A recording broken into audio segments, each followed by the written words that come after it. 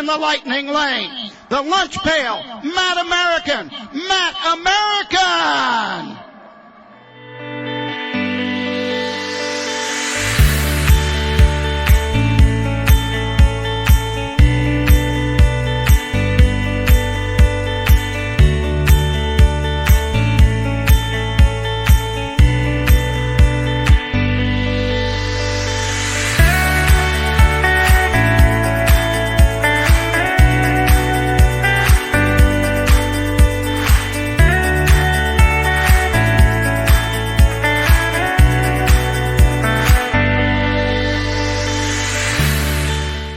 Welcome to another episode of Behind the Gate with Scott and Kate. I'm one of your hosts, Scott Waddell, along with Caitlin Wesley. And again, episode number 25, sponsored by Denmark Acre Standardbred Racing and Breeding. And don't forget to hit the subscribe button and don't miss an episode here of our podcast. And tonight's guest, no stranger to PEI. He was born and raised there, a well-known maritime driver on the circuit, and well-known for being part of a very well-known family over in Prince Edward Island. So we'll just quickly run through his stats. This guy's got 712 wins, $1.8 million in purse money.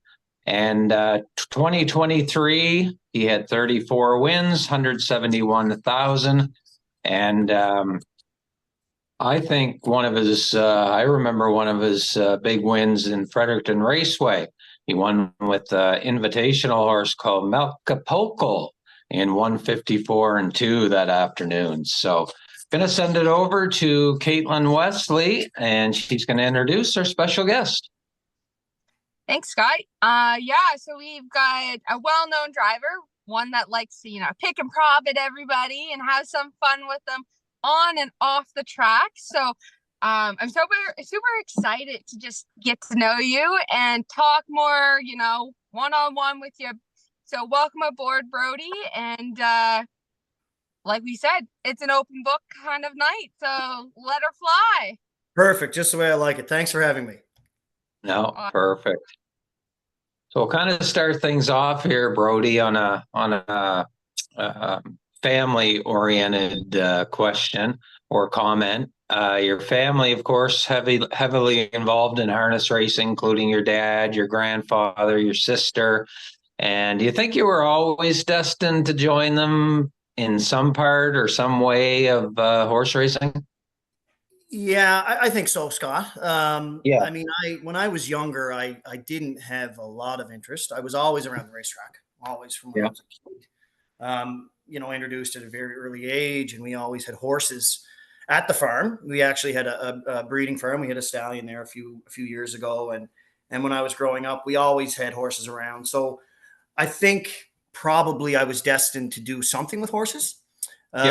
I knew from a very early age that horse training was not for me. I actually had this conversation with Dad a couple of different times, and I think he was actually somewhat happy to hear that maybe I was going to take a less active role. But eventually, when I turned 15 or 16, I started to take an interest in driving, and it just kind of went from there. I traveled all over. I went to Florida and I spent some time at Rito Carlton and of course a short stay in Toronto area. So it took me a while, I guess, to really figure it out that a more passive approach. But so now I stick basically to driving. I'm running a farm now, but I think that's kind of common knowledge now that I'll not be staying there.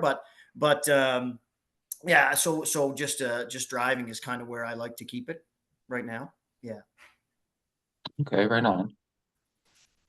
Awesome. So we've all know everyone's had their problems and their ups and downs with the commission. It's always been, a hit or miss type of thing. What are some things you're not a huge fan about, the maritime racing?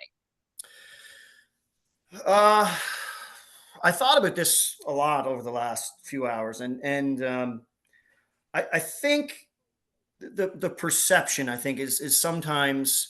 I think sometimes we don't have as much of an open door policy or a transparent policy as we might. I'll use an example, and this is not picking on anyone as such, but I'll use an example of a friend of mine, a very good friend of mine, Mark Campbell. Last year, Mark got in a bit of a mix-up, and of course everybody knew about it, and so on and so on. He came back right before Breeders' Crown Day, and I don't know the whole situation. I don't really care, to be honest. It's not my business, but the reporters jumped all over this quickly. Award-winning driver gets caught for doping his horses, and so on and so on. That drives me absolutely foolish because the reporters know a fraction of the story. Was Mark guilty or not? And again, I'm just using Mark as an example. Was he guilty or not? I have no idea. But the perception of it was he came back to drive Breeders' Crown Day. It looks bad.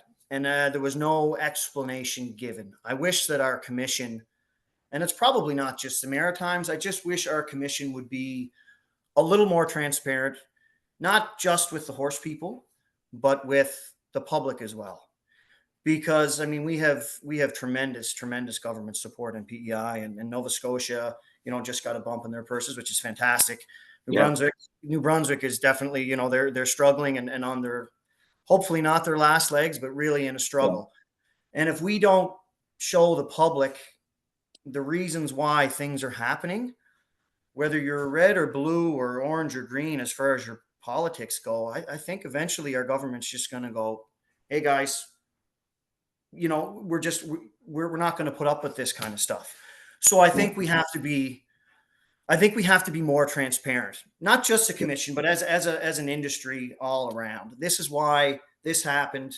We investigated this. This is what we found, and this is what happened.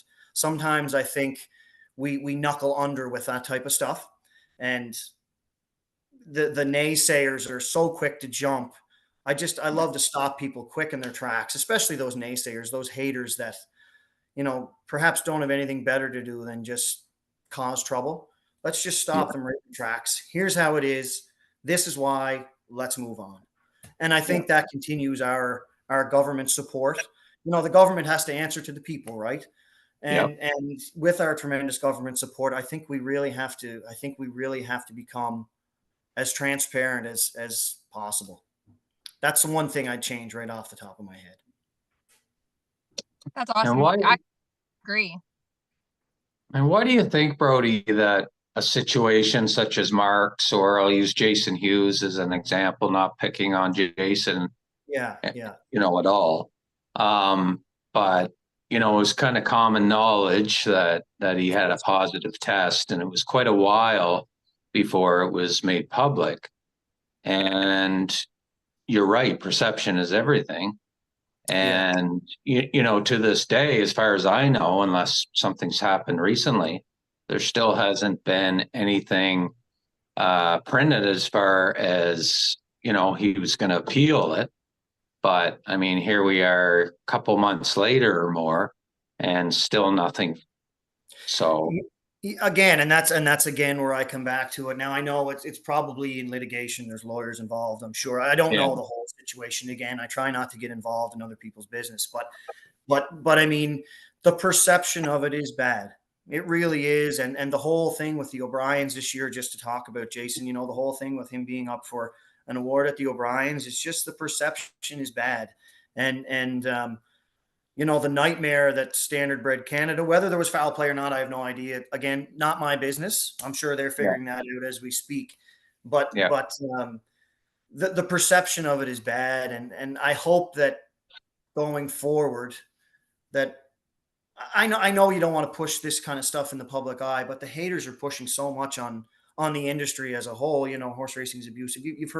We've all heard the, all the lingo, right? So I think we just have to become more transparent, especially to the public, to the people that only read the local newspaper where that reporter flashes the headline, O'Brien nominee, whatever, the reporters, and I get it. It's a news story and it's flashy and the whole 9 yards, but I think to nip it in the bud right away and just stop those haters in their tracks and say, hey, here's why it is. Here's what happened. Here's what we found.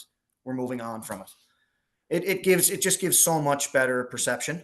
And again, I don't know anything about Jason Hughes' situation. I have no idea. I couldn't care less, really. It doesn't affect me. But as far as an industry as a whole, I think we have to be more transparent. And I think that I also think that if there is wrongdoing, I think we have to show the public that we are not going to put up with it.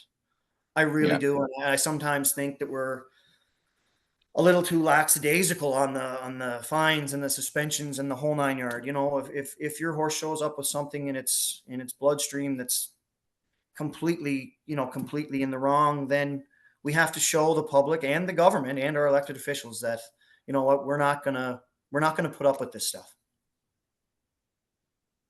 Yeah, exactly. And I think it just comes back to them being able to communicate, you know, what they know, or when they're at least going to make a decision, at least let the public know that. Yes. And I actually we have a drivers committee here.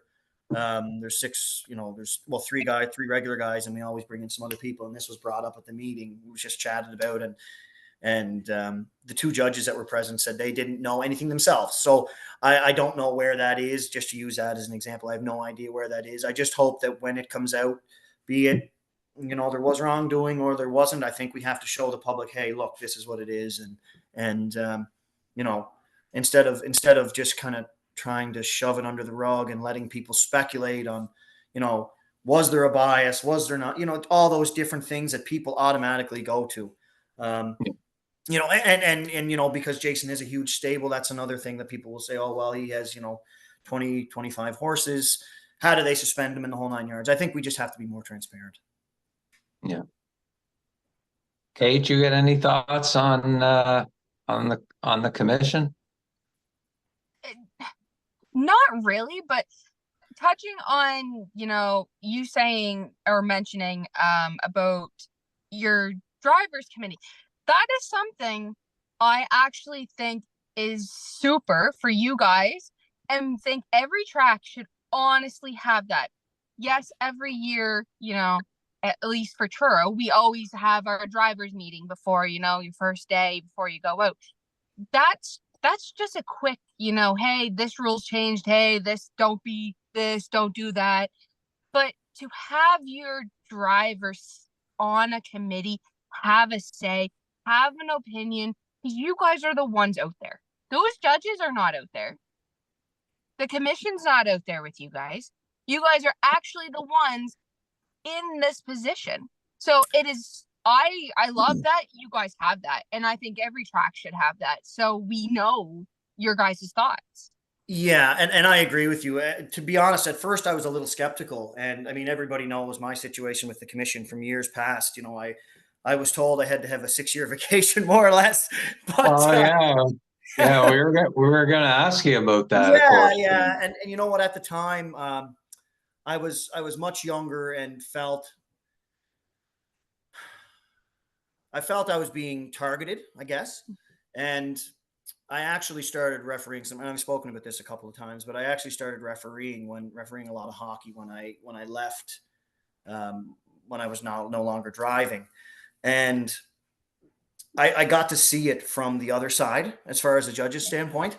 Were they targeting me? I probably, but I think they were targeting me because I was putting myself in their viewpoint. I know the hockey player that always comes to me and always has something to say after a call, or always, we're drawn to that player, and every time I got a fine or whatever it might be, I made my opinion heard. So I think I was probably putting myself in the limelight more than I needed to, whether I agreed or I didn't agree. There's channels to take, and making my voice heard on the line to the judges probably wasn't the best approach. Now this drivers committee, it was actually the gentleman, it was Clifford Afleck, who everybody knew we butted heads quite heavily, but it was actually him, or so I was told, that suggested I be part of this drivers committee. So, we, at the end, before Clifford passed, we had kind of put our differences aside, and we weren't best friends, but we became on speaking terms, more or less. Yeah.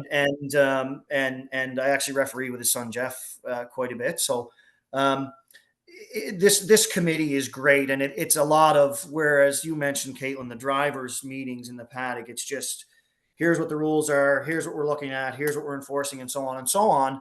Whereas this drivers' committee, we meet before our schedules, our season starts, and then multiple times through the season, just to say, how's it going, guys? It's a lot more give and take than a drivers' meeting in the paddock. It's, what about this rule? What do you think? And they often ask our opinion. One of the topics we spoke about the other day was drifting out in the stretch. Yeah. And there was some, I think there was 6 drivers there and 2 judges, and it was a very, very amicable situation where it was a discussion and there was a lot of positivity taken from it. And I think the commission, as far as the judges have expressed, they love the idea of it. And to be honest, it just shows that, especially the 2 judges that were there, and I'll tell you, it was Derek Fallon and Kent Butler, 2 of our local guys. They're very receptive to our thoughts on a certain matter, and where do we think we need to go, and how should this rule be enforced or how it shouldn't, and just using that drifting out in the stretch type thing, so there's a lot of positivity from it, and it's not just a knee-jerk reaction. It's very proactive. No, that's awesome. No, I totally agree, and like I said, I love it. I know, like, when we have it here, most of us, not just drivers, but grooms or trainers, we'll run up because we want to know if there's a rule changed, or we want to know, hey, you need to be on the gate at this point or whatever. And sometimes it's frustrating just to listen to it, because it's like, man, like, you're changing the rule just like that, and you guys as drivers don't get that chance to, like, get out there and be like, oh crap, I forgot, then that's a $25 fine because you're off the gate, or you're not on the gate by such and such a time at Truro Raceway, or you're the gate's leaving from this point this year and not that point. And it's like, oh, hold on, let me readjust myself a meeting prior to, instead of an hour or two. I think you guys would benefit from stuff like that. So having, that kind of committee to, to let your other drivers know these things is, I love it. I'm all for it. Yeah. And I couldn't agree more. And I mean, our judges here on the island are, I think most of our drivers, if not all, have started to realize that they're not, myself included, it took me a long time to realize, but they're not necessarily out to punish us. They have a job to do, but they often will send down, friendly reminders. We and most of the drivers, I know Kenny Arsenault and I have talked about this, a friendly reminder behind the gate, you're pulling up to the gate, hey guys, fractions are a little off tonight, just keep an eye on it, your fractions, somebody grabbed a slow quarter or whatever it might be, or hey guys, we're going for big money here, don't forget the fines, or the urging fines are upped, or the day suspension added, all that kind of stuff. And it depends on which type of person you're, I guess, how you look at it. Either you're a pessimist and you go, oh, well, they're head hunting for us, or you're an optimist and you go, maybe they're giving us a courtesy heads up here. Keep it in the back of our mind. We're going for whatever, $10,000, $15,000. They don't necessarily want to hand out a $300 fine. They're just giving us a friendly nudge to say, hey guys, just a reminder, here's where we're at. Just remember, keep it in the back of your mind. So I think the drivers committee on the island here, and we bring some new guys in all the time. And I mean, it's great. And hopefully something like this can bring in, some Nova Scotia drivers and some New Brunswick drivers in the future, whether it's, I don't know that it would be quite as often, but, beforehand when rule changes are being made, or even partway through the season, hey guys, how's this going, or how's that going? It keeps everybody on the same page, because we travel a lot for stakes, and if judging is different in Charlottetown than it is in Truro or Sydney or Woodstock or wherever it might be, it's hard for us to adjust. Exactly. But if it's straight across the board, here's what it is, then it's so much easier personally for me as a driver, what to expect.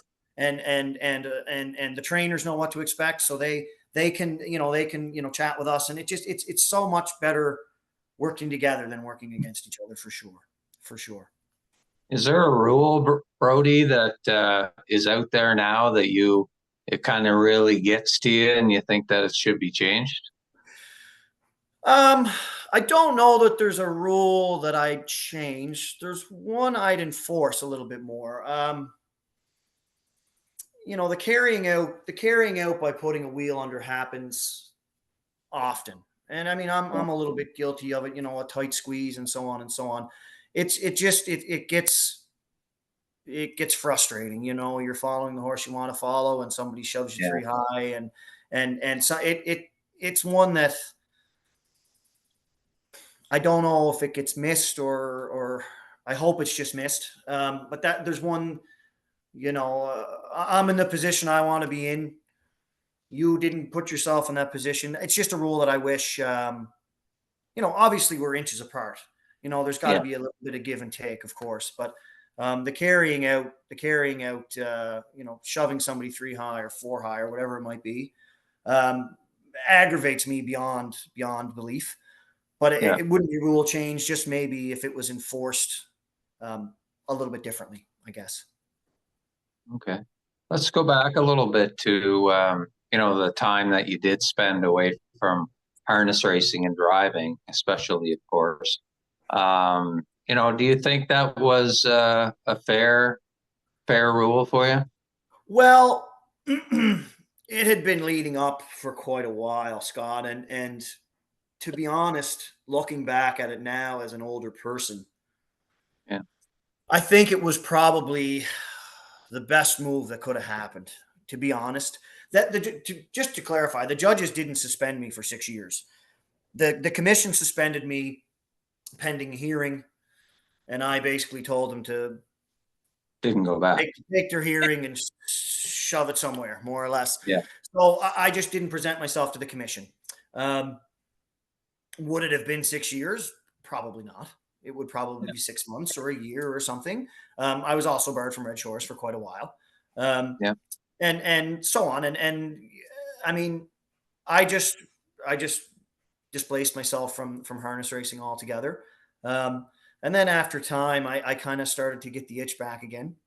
And I presented myself to the commission, and we had some chats and so on and so on. And looking back, I really do think it was the best thing at the time.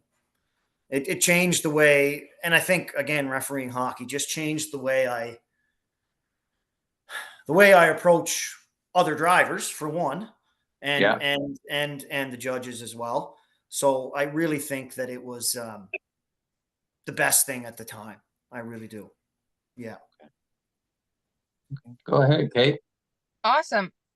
Let's touch base on a fantastic horse, Fern Hill General. Can you kind of tell us about what he was like, what he's been, how he was racing? Because he was always fun to watch, because what a powerhouse he can be. Like, so just, tell our viewers what he was kind of like. Well, you took the word right out of my mouth. He's a powerhouse.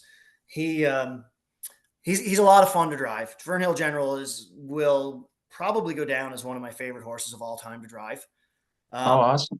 He has some quick speed. He probably was one of my, as a 2 and 3 year old, probably one of my best producing horses as far as driving him.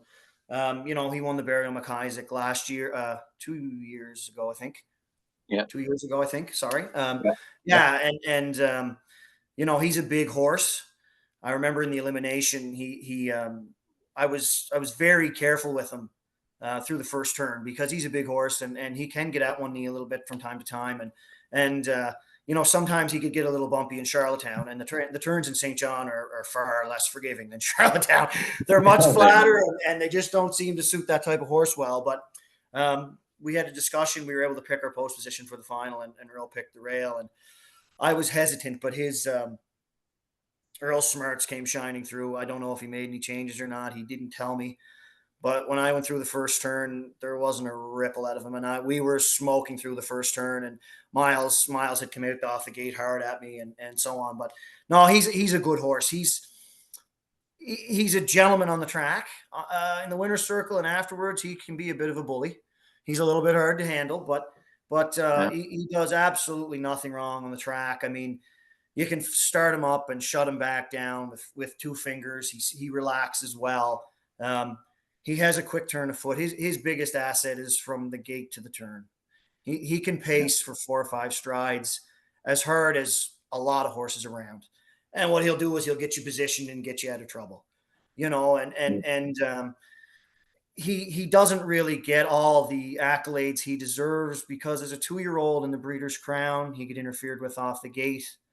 And then after the Barry McIsaac win in his 3-year-old year, he ended up flipping his heart. So he missed a couple of sire stakes, which dropped him in the point standings, and he didn't make the final. He's made $100,000 right here, and over 100,000 now. I think he went over last fall, over $100,000, and he's never left the Maritimes. That's missing, not really getting a fair shake at both Breeders' Crowns, which is $50,000. So he's an absolute pleasure to drive. Always has been. He's had he not had his heart, where he flipped his heart there, his injury, I'm sure probably would have $125,000, $130,000 made. So I can't say enough good about the horse. Tell us a little bit about your relationship with the late Earl Smith. Of course, he entrusted you to drive this guy, Brodie, and if you don't mind, just kind of tell us how that made you feel as far as him trusting you with such a nice young horse.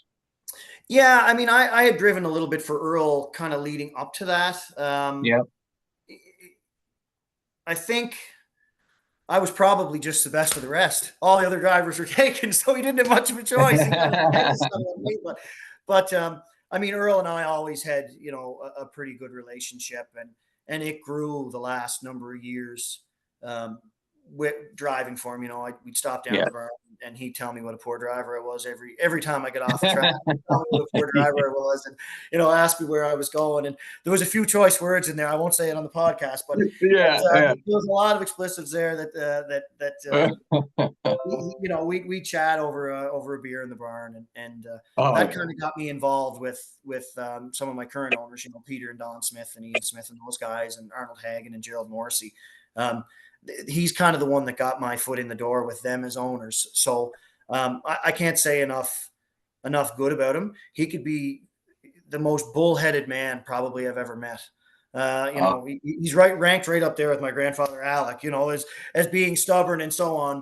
But I mean, I didn't really realize just how much I thought of Earl until I got the message that he had passed away. And it hit me quite a bit differently than I thought it might. It just, I think in my head I had it that it was just a working relationship, but I remember my sister messaged me, and I woke up in that morning and I read the text message, and it hit me like I think a family member would, a family member dying. So I guess that's always the way. We don't really know what we have until it's gone, but if a person could pick up half of what he knew as a driver and a horseman, we'd be doing well. Yeah, absolutely. Tell us about those standing mare, Rambling Lily, who drove for a couple great guys in New Brunswick. Tell us your experience with her. Another very, very, very fast horse, and very, very quick turn of foot. I didn't drive her much as a 2-year-old. At the end of her 2-year-old season, I think Mark had been driving her, Mark Campbell, and I forget if he had one of his own or just what happened there. But I think the first time I ever drove her was in Truro. I'm pretty sure Mark had been driving her and had success. I mean, anybody would have success with her. She was just she was special, an incredible mare, and even to race at 2 and then come back and win the Breeders' Crown at 3. And a funny little story. So Dad drove her mother and won the Breeders' Crown with her, and then I come back X amount of years later, and won the Breeders' Crown with her daughter. So a father-son and a mother-daughter type thing won the Breeders' Crown. So I'm not sure if a lot of people know that, but that's yeah. So No, that I was didn't know that. a kind of a fun little tidbit there. But Yeah. I remember in the Breeders' Crown as a 3-year-old, I forget what the name of the mare was that Mike Stevenson had. I think it was Scooting for Joy, maybe. I think that's the mare's name. Anyway, I figured I was, first best. I was probably the best, but I had to be careful with Scooting for Joy. And we went through the first turn like NASCARs. Like it was, and I forget what the fractions were, but the bikes were slewing around the turn, and once I got Mike in behind me, I was able to go a quarter in like 30 and 4. So she's another one that you could just fire right up and then just have her relax just instantly. And she ended up winning that day. And I mean, in hindsight, had I not been suspended there, I probably would have had a lot more to say of how much money she made. I mean, when she went on, and Walter Chevrolet, who's another incredible driver here on PEI. Yeah. He had great success with her, and to do what she did year in and year out, I think is just an attribute to her and to Alan Jones. I mean, Alan did a great job managing her, and they are tremendous people, Alan and Norm Legier. Yeah. They've been great to me. So I don't have enough good to say about them either, but she was she was a very, very special mare. Yeah, she sure was. She made a lot of money here just in the Maritimes, and she could do it off the front. She could do it from off the pace. She was just one of the nicest mares I've seen racing, especially for a Maritime bred. That's right. And she didn't mind toughing it. In the stakes races, you tend to want to be handier the front, but when you get in with the kind of competition that the open mares presents, you have to be a little cagier in the way you drive. And she just showed that she's an incredible mare. It's really a shame that she passed. She wasn't really able to give us any babies and see where they went. Her mother was produced her and was, like I said, won the Breeders' Crown and produced her. And, had she been able to produce some foals, might they have been Breeders' Crown winners? It's just, it really is. It's too bad. So take us way back to 2005. This is your first year of driving or second year. You won your first race, I believe, with the horse called Patty's Surprise. And I made a little note here. I seen you talked about fractions earlier and kind of jumped out on the page on me. 105 and 3, and you went the mile 6 and 4, so 101 and 1 the back half, Brodie. But tell us about your first win, and did you get a little ribbon from the judges on that half, or was that a forgetful kind of thing? No. So the only reason I was working for Dad, we had a lot of horses at that time, but I forget if he went to maybe traveling for stakes or something, if I'm not mistaken. Yeah. So I just got my license, and of course, I think Paul Turbide from the Madeleines owned the mare. Anyway, I got the front very, very easy. Slammed the brakes on very, very hard. Actually, the 3/4 were in 138. Not just the half in 105, but the 3/4 were in 138, and then we smoked home in 28 and 4, and 28 and won by I think 5 or 6 lengths. But of course, all the drivers, I grew up around guys like Ronnie Masson and Kenny Arsenault and those guys. So they let it be known that they weren't very happy with the fractions after. More kind of just picking and teasing. But shortly after the race was over, I'm elated in the winner's circle. I'm happy. I'm excited. It's my first drive, and I get down into the paddock after, and I hear Brodie call the judges. Little did I know it was a sign of things to come. No, they called me. Hi, Brodie. And I forget who it was at the time, but hi, Brodie. This is whoever, and we want to congratulate you on your win. Congratulations, first drive, first win. Yeah, and that's going to cost you 5%. Fractions weren't, it wasn't like you went a half and 2 and a mile and 2. It was, the 138 was a little bit too much, and you're going to get a fine for it. And I said, okay. I was so happy at the time. It didn't make a whole lot of difference, but it was a learning experience for sure. I took a lot of ribbing for that one. Yeah. must be interesting when you race against the other guys over there, and when it happens when a horse is on top, they get breaks, and sometimes quote unquote steal a race, off some fractions. Do you ever give the guys that win that way kind of a ribbing after or anything like that? Oh yeah, yeah. As Yeah, Caitlin mentioned earlier, I'm usually the one that speaks on and off the track. I'm the abuser, right? And I take a lot of abuse too, but I am the abuser, yeah, and yeah, it's we're all good friends, but we're all competitors. But I mean, a guy could win 4 races on a night, and that's not what you mentioned to him. Well, why didn't you win 5? You should yeah, have won that fifth one where you finished second, right? So, and yeah. there's a lot of back and forth with guys and that kind of stuff, and all the guys, mostly all the guys, are pretty good about it. There's a lot of banter back and forth. We all know we have a job to do, and we try and be as professional as we can, especially on the track in the public eye. Yeah. But behind closed doors, I'm sure you can imagine some of the stuff said. It's really not acceptable for this podcast.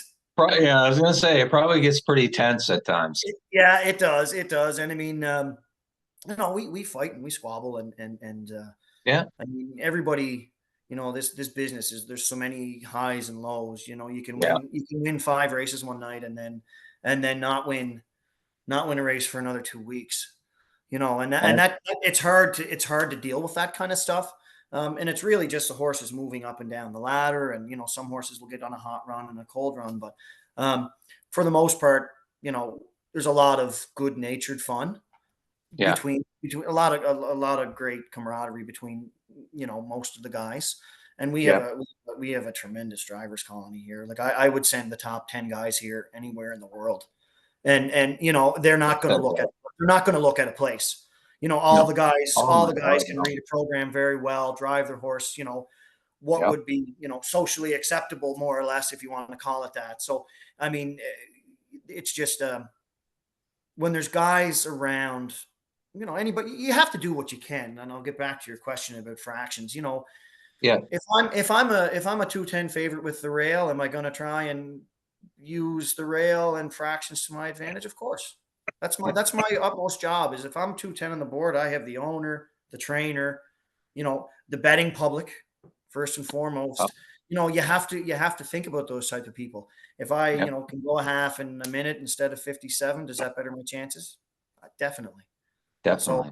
I mean, realistically, we have rules that we have to follow, but you have to try and, especially as a catch driver, you have to try and play with your toe on that line quite a bit. Yeah. Yeah, definitely. And the money is so much more than it used to be too, Brodie. I mean, and there are full-time people over there too that do this business as their job.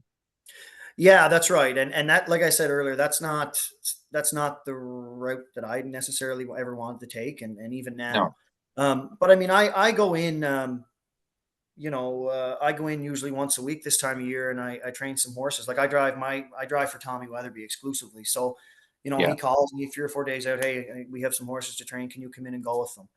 And Yeah. it's a great team there with Colleen there and Tommy, and it's a great working environment. David O'Brien's actually helping Tommy this year, so that's another great set Okay. of eyes. Yeah. That we can try and figure out some issues with. So I mean, this time of year, especially with the good horses starting to come back. Fernhill General's close, Island Beach Boys close. Redland Bethany Jean, they'll all be qualifying in the next couple of weeks. And then the babies start kicking into gear where they're being put in the bikes here before long. So, yeah, we have a lot of guys, if I look down the shed row, there's most of the barns are probably 50 to 60%. I mean, Tommy Weatherby has a full barn. Adam Murner has a full barn. Yeah. Ronnie Matheson, Miles Heffernan. You go down the shed rows. Jason's obviously dealing with some stuff now, but Kenny Arsenault has almost a full barn. You go on, and there's a Yeah. lot of guys that do it exclusively full time. So it's a tough grind. It's a tough grind, even with the money we go for here. with the cost of everything going the way it is now. I know just as a driver, I don't have the overhead these guys had, but just, you think about, suits and whips and glasses and all that kind of stuff. It's an expensive sport, and it really is a grind for those guys. It really is. And the hours, if you figured out an hourly wage, you'd probably Wouldn't be a collapse. whole lot, probably. Yeah, you probably collapse, clutch your Yeah. chest. But Yeah. I mean, the guys obviously love it and want to do it. So Yeah. yeah. I want to touch base on you and your sister. I am a huge Amber Campbell fan. Like, I look up to Amber for like everything. I'm not an Amber Campbell fan at all, by the way. Not even a little bit. Come Not even a little bit. Like I don't even want to talk about her. But you go ahead. What was it like to have like your first official race with her? Like, it must have been a thrill. You guys are so competitive as it is, so it must have been a lot of bickering back and forth. Yeah, we do. Well, we bicker anyway. We bicker like it's just like we're just like cats and dogs. I mean, I always tell her she should have stuck to playing hockey. She was a far better hockey player than I ever was, and I mean, we torture each other. Absolutely, it's beyond. It's beyond. And I actually take pride in being able to get her fired up just like a light switch. It's just like flicking a light switch, right? So I take a lot of pride in that. But I don't actually remember the first drive that we had. I know we had a drive against the three of us, my grandfather, my sister, and I. A lot of purple in that race for sure. Yeah. And then Dad and Amber and I were all in a trot race. I think it was a couple of years ago. Yes, I remember I that. finished ahead, by the way, not that anybody cares, but I finished ahead of the other two. But no, it's a lot of fun. And again, we're a very close family, but when we get on the racetrack, not just bragging rights, I think we all respect each other enough to do our best against each other. And I always tell Amber that I babysit her. She's forever coming out off the gate at me when I have a 210 favorite and I have to babysit her and let her go or whatever. But Amber's a great driver. It really is a man's sport. I hate to say that, but as far as the drivers' colonies go, it really is. What Claire McDonald has done is, unparalleled in the Maritimes, and it's hard to break in. But Amber's a great driver. Safe as could be. She's not going to get in any trouble whatsoever. And she doesn't drive much. She drives her own a little bit. And she used to drive Trevor Hickens' old horse, but she's great. And she's got a great sense for horses and gives them the utmost care, just incredible care. Like, her horses are always fat and shiny, and, they're treated just like family. So, Amber's great. So I wanted to ask you, we've asked some other drivers this question and people in the industry. Do you think the new director of racing for the commission should be an outsider with no ties to maritime racing, maybe even looking outside the region? If I'm not mistaken, Scott, I think that the commissioner, the director, doesn't have a say, doesn't really have a say as such. I think the commissioners, the province representatives as such, decide on matters, and the director is just a tiebreaker. Okay. I think, if I'm not mistaken, don't quote me on that, but I think that's kind of the way it goes. The director is in charge of informing people of, a positive test or whatever it might be. Yes. But I don't think the director actually has a say until there's a tie break needed, if I'm not mistaken. So with that being said, I don't believe in political appointments anyway. I think I just don't think it's right. No. I'm not saying the people that are on the commission aren't the right people. It's just a political appointment I don't necessarily agree with. I think it should be done democratically. I think we should. I think they should be voted in as such, and I think we need people from a driver, a former driver, for example, a former trainer, a Yeah. veterinarian, someone maybe a former judge, and people that are very, even a breeder, the people that are very involved, or once were very involved. And I actually Yeah. mentioned this to Dad, because Dad doesn't drive much anymore, and he doesn't really care to drive much anymore. And Right. I mentioned the job to him, and I think he'd be an incredible commissioner. He's a no BS type of guy, and very logical. I think former industry, maybe not necessarily leaders, but former industry people, I think that would be a perfect position. And I mean, no disrespect to who's there now, but as far as ruling on, horse medications and that kind of stuff, there might possibly be a better option, I guess. And again, I'm not criticizing any of the commissioner. I don't even really know who's on the commission anymore, but Yeah. I think there's better. I don't know if better is the right word. I think there's more well-rounded options, I guess would be the way I'd word that. The director itself, I don't know if it makes a whole lot of difference, because, Yeah. like I said, I don't think they really have a say unless it's as a tiebreaker. That being said, should it be someone that doesn't have ties? Yes, but once they're here for a short period of time, PEI is Hard. it's hard not to have those ties, and that was one of It Dad's is. biggest holdbacks on becoming a judge or a commissioner as such. Yeah. You have to take a step back from your friends at the racetrack, because you have to have, as much as you can, an unbiased opinion. Yeah. And it's hard, as humans, it's hard to do that anyway, but especially when you grew up around a place where, my dad grew up around the racetrack and has shod horses for everybody all over the Maritime. So, Yeah. I mean, it's hard. You have to basically take a step back and not be in that circle anymore. And I know Dad doesn't want to do that, but so that was his biggest downfall. But it's hard to be unbiased for anybody, I think. And like I say, Maritimers are known to be notoriously friendly. So Yeah. it's hard not to be getting a biased opinion eventually, I think. So I Yeah. don't know if that really matters. Yeah. Awesome. So before we go, I want to have some fun with you and Okay. do some fun questions that are like off the top of your head, just let loose kind of, thing, just to get to know you, your personality and who you are. Because like I always say, I like to get to know you as a human, not just as that driver that gets out on the track and goes for, a mile. Like I like to know who you are and have some fun. So I have a couple questions. Okay. And You have to keep this PG-13, right? PG-13. This is what you're telling me. This is a well, family show. We got to keep this as a family show. sure, we'll say that. We'll just say that. Okay. So first question. If you only could have one meal for the rest of your life, what meal would you choose? Steak. Ooh, yes.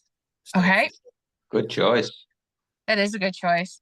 What was your nickname in high school or elementary or whatever? Peachy.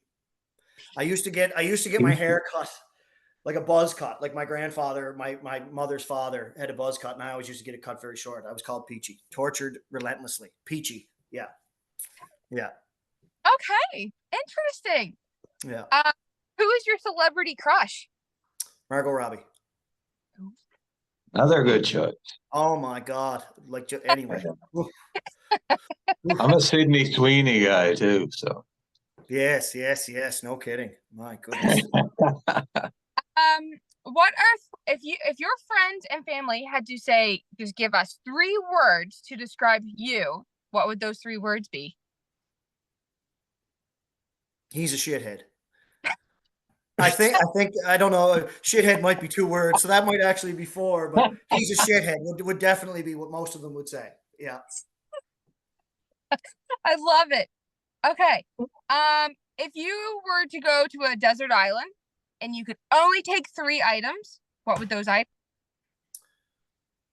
Ooh, that one's tough. Wow. Wow, that's I don't know. I'm thinking survival mode, so probably a knife. I don't know, something to start a fire with, and water of some sort. I don't know. A water bottle, maybe. I don't know. That's a tough question. I don't know. Probably a bottle of beer. I can't say water. Probably a bottle of beer. Probably a bottle of beer. Bottle of beer instead of a bottle of water. Yeah, yeah. Yeah. If you had to pick a name for your own book about you, what would that title be? I think it would be after Frank Sinatra's song, "My Way." I did it my way. I'm very, I think most people would say that about me. I'm very, kind of off the cuff and so on. I usually kind of march to the beat of my own drum. So I think that's what it would be called. My way. My way. I like it. If you were to do karaoke, what song would you pick? The Dance. I've done karaoke at Old Home Week with my shirt on, like David Hasselhoff. There's videos. You have to just look it up. There's pictures and videos. Yeah, I brought down the house. I didn't win that year. I think the judges had it out for me that year too. But anyway, that's neither here nor there. Yeah, no, Garth Brooks, The Dance, definitely. I've done it. I've done it a few times, and yeah. Anyway, shirt unbuttoned, and it's just all the man meat hung out. Anyway, yeah, The Dance by Garth Brooks. That's awesome. Who do you think your celebrity lookalike would be? Well, they did a thing a couple of years ago in the Trot magazine, and I didn't really think much about it. But the lead singer of Rascal Flatts, I'm not sure. I don't know the guy's name. Oh yeah, yeah. I'm not sure his name, but they did it in Trot magazine, celebrity lookalike, and I guess it looked. I've also been told I look like. I want to say Mark Wahlberg, but it's not Mark Wahlberg.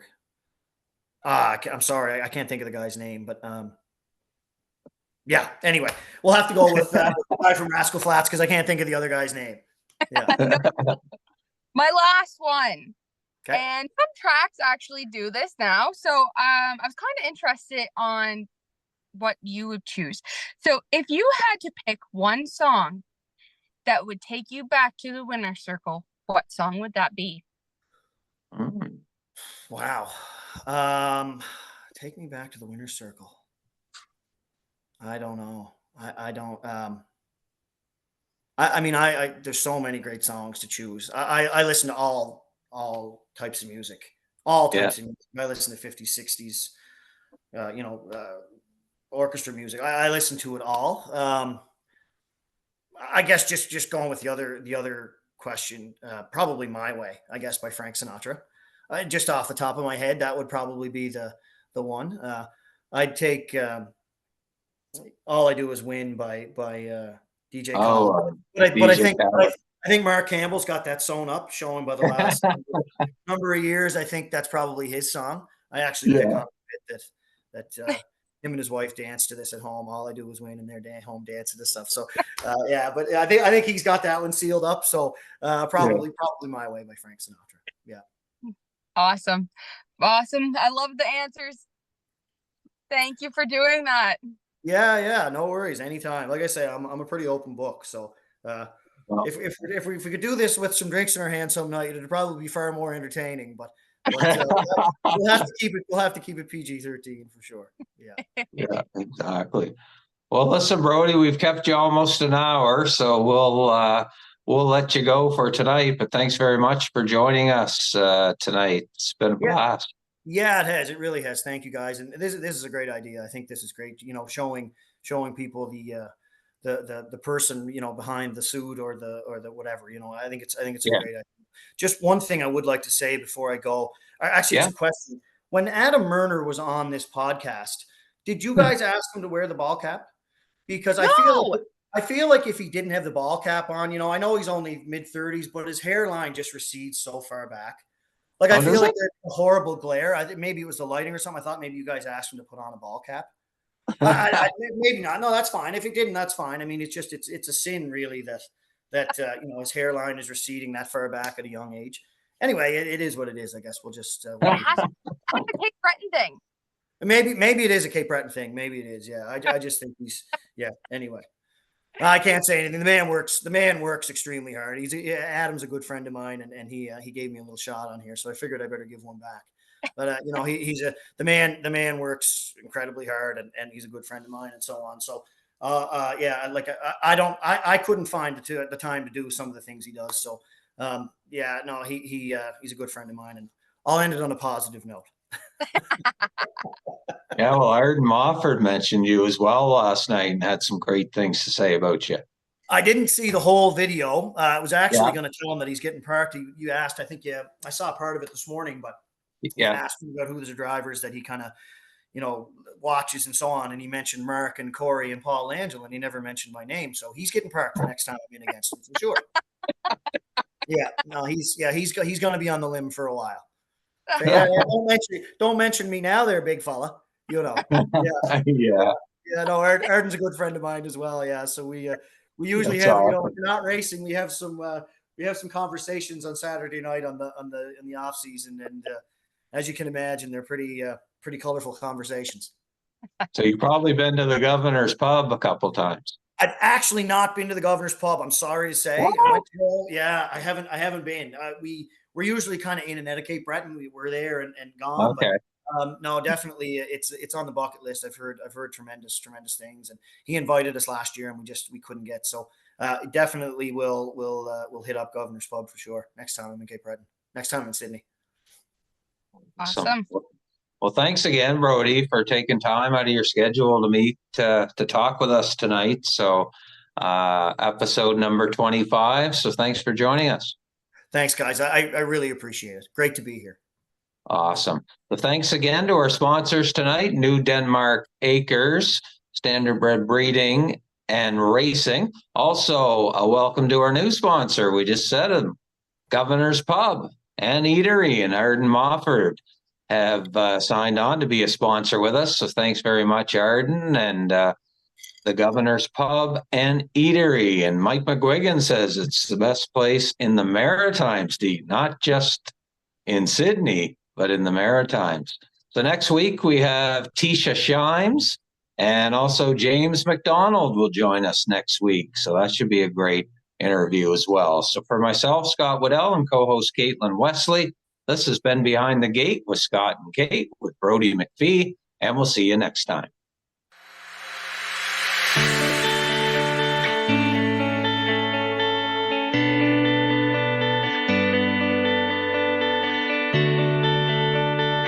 Deep in the lightning lane, the lunch pail, Matt American.